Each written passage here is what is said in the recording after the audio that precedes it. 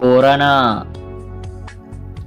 Jirtuu ilmaan Booranaa angafa warra keenyaa, beelli keessan nuuf beela dheebuun keessan dheebuu keenya. Iyya keessan dhageenyee dirmachuu keessan hafnaaree, osoo isin beeloftanuu nuti quufnee rafnaaree. Loowwan hongen hobbaastee lafee dirreerra ciistu, ayyoo midhaan dharraatee maramtee gola ciistu. Abbaa guyyaa eeggatu abdii muree jiruurraa, waan qabnuun gargaarree haa oolchinu du'uurraa.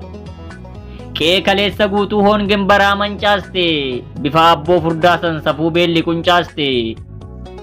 Har'a hongen jilba laafe sabni guddaan qaaliini, abshiir Booranaa koo yoo quufnes wal faana beelofnus waliini. Xiqqoo keen tuffatin galata qicaanuu, waanuma qabduun fiigi yoo ta'es bishaanuu.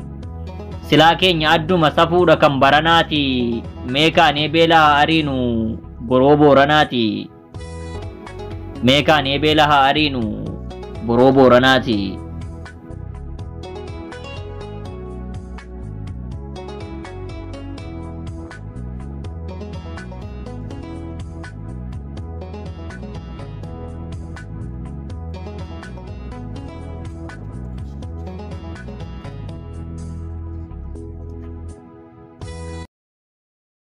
Ayo Boorana siyama, ya Rabbi kiyana birmadete.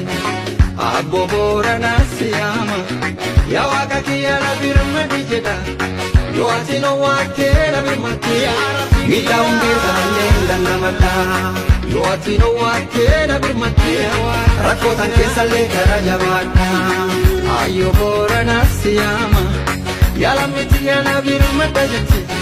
Abbo Boorana siyama, ya sabakia na birumata jeda. Yo atino wakera birumata, mita ongeza na nenda nyamata. Yo atino wakera birumata, rakotan keessa lekara jabata. Ya Rabbi kiyana birumata,